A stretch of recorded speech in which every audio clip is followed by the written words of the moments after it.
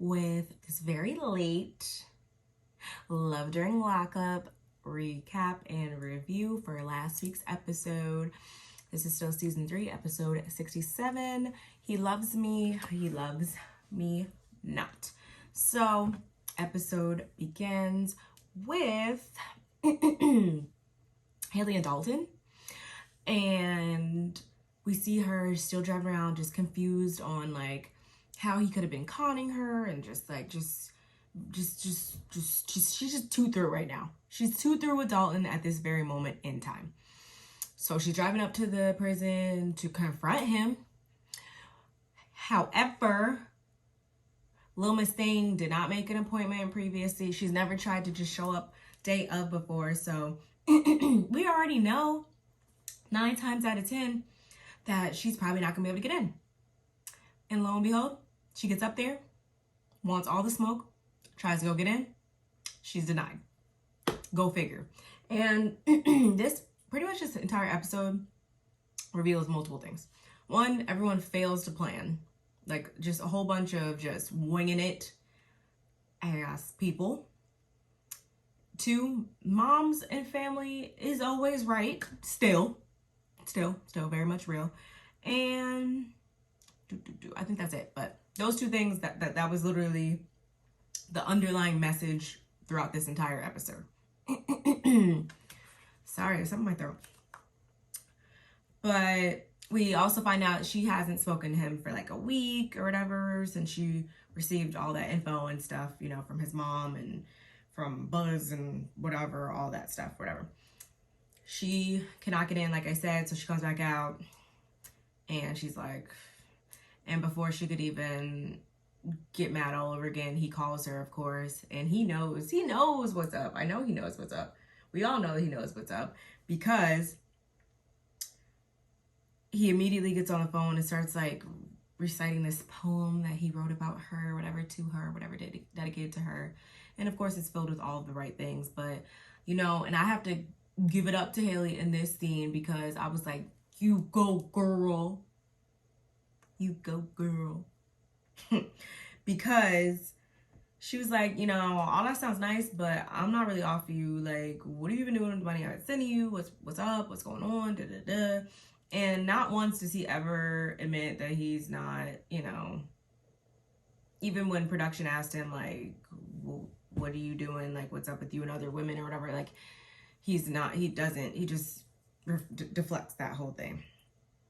And I remember he even said at one point, you give money when you get with someone in jail. You know what you were getting into from the jump. So I don't know what the problem, like basically like you signed up for this type thing. And I was like, oh, wow. You is gaslighting to the extreme. So she said, and after that, like he hangs up and she's just so done with him. And I'm like, yes, please stay that way. Please stay that way.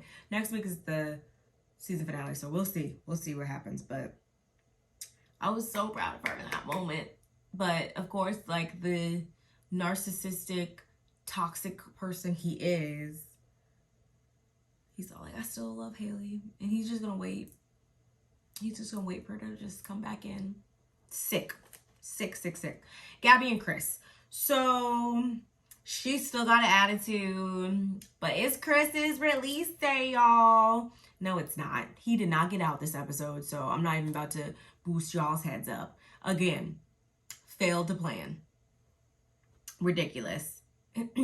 Essence don't give a damn about Gabby's feelings, though, but she, you know, does say, you know, just to move it to the side and, you know, let's just focus on his release and put everything else to the wayside. Okay, whatever. So she rolls up to the prison. She didn't get her vehicle cleared or whatever, permitted to get onto the grounds or whatever. So again, failure to plan. I just don't get it at this point. But they do let her through. And they're waiting. They don't really know what's going on. We don't really know what's going on. No one knows what's going on. Of course, Until finally, I believe the CO walks over eventually and is like, yeah, he's not getting out today. Sorry.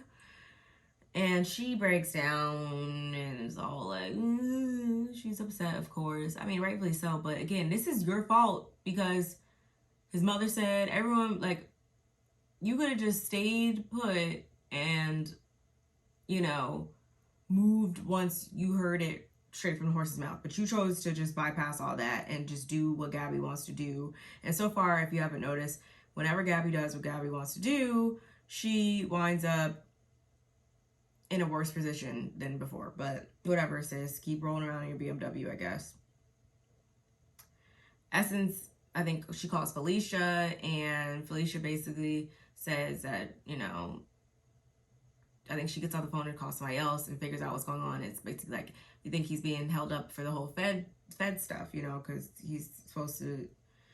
he's got lingering things over there as well. So I don't know. We'll see.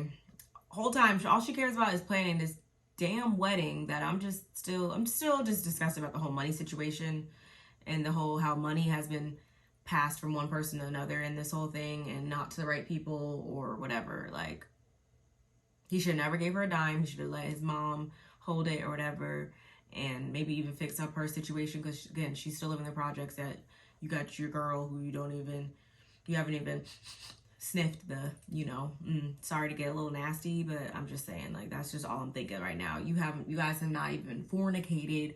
You guys have not even sat across from each other on a real date.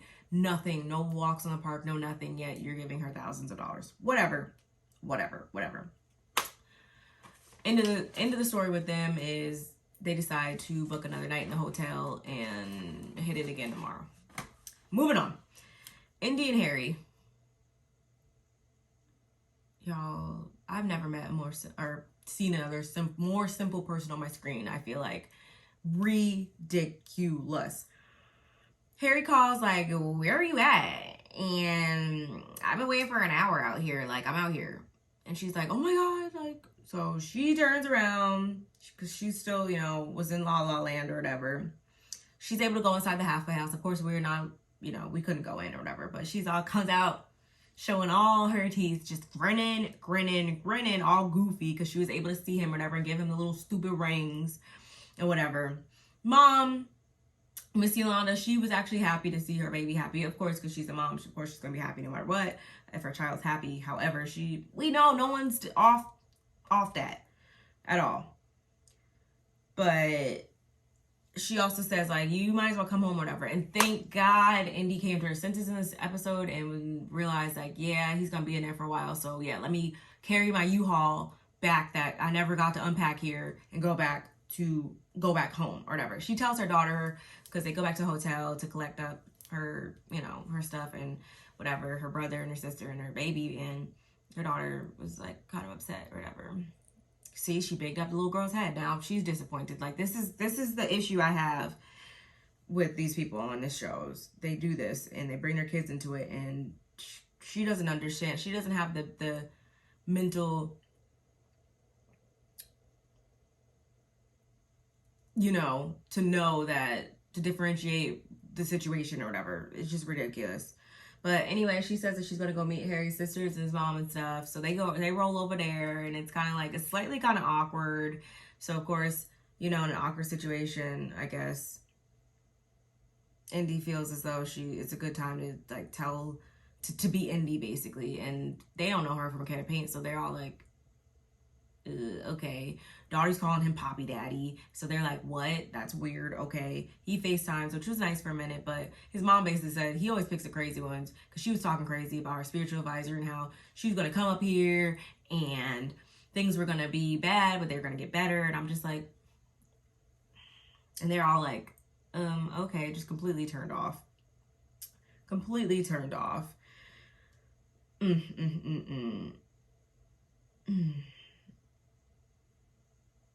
And then after they leave or whatever, because the brother's finally like, okay, we gotta get out of here. Thank God, saved by the brother.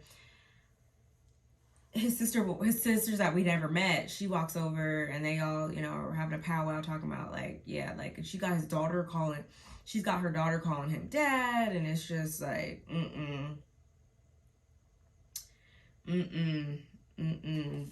They feel the same way as the mom, as everybody else does. All of us from an outside perspective feel that way, but whatever.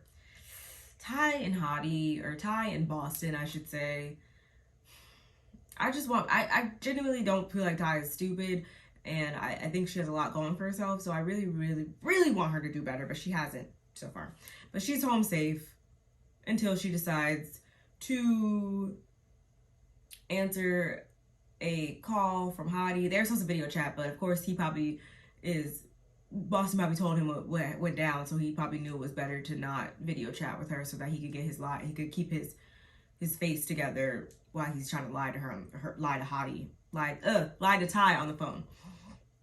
So he calls her and basically feeds her all the same BS stuff that he always feeds her to reel her back in, and she falls for it. And I'm just like, why? You love me?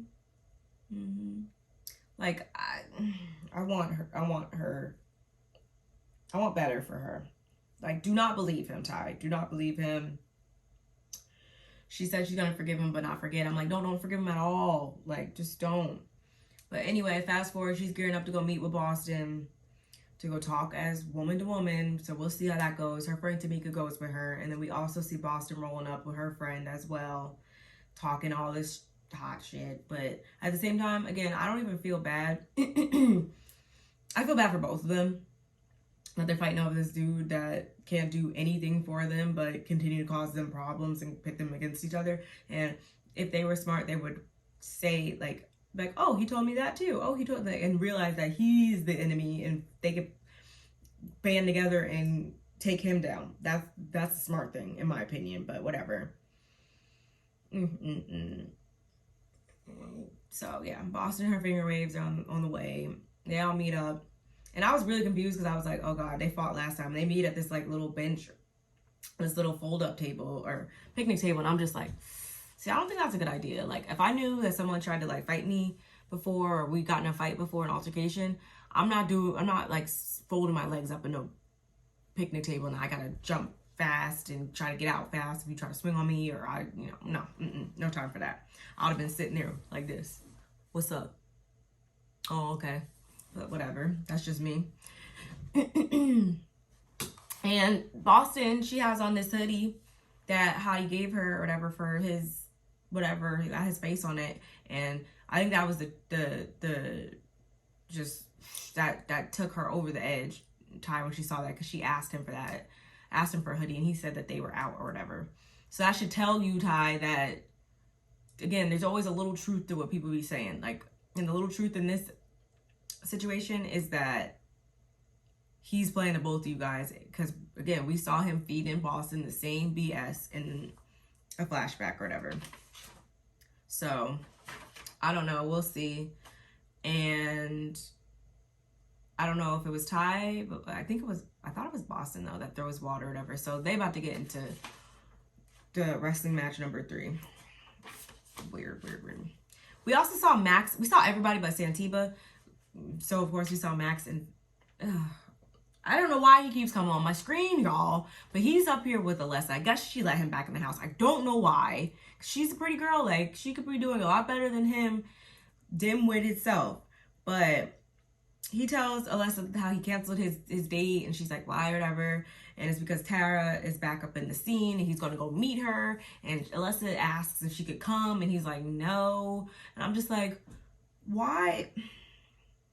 She doesn't really understand what's going on with this, but I'm like, don't even worry. Just let him do whatever he wants to do. He's clearly an idiot, so let him go be an idiot on Idiot Island by himself. We also find out that this new inmate that he's talking to is on trial for murder, and he doesn't see any issue with this, but whatever, moving on. That was just too much for me, but y'all, looking back on my notes, 1, 2, 3, 4, 5. Yeah, that was pretty much everything for this episode. It was not really much that happened in this episode, like I said before. Everybody just continues to show how dumb they are and how simple they are, and I just do not understand. But like I said, next week is the season finale for this, and on upcoming Life After Lockup, Love After Lockup, Life After, whichever one we're doing next, all I see is just Indian Harry on there. That could just be for, you know, marketing purposes, but I don't know. That's all we see. So if we're going just based off that will tell us that none of these other couples made it. Oh, and I think we also were introduced to Ty's vibrator in this episode, and I was kind of just like, I need you and your wand to take like a chill pill, like take it 10 notches down, please. But anyway, guys, let me know what you guys think of this recap and review. Please like, comment, and subscribe, and I will see you guys in the next one. Bye.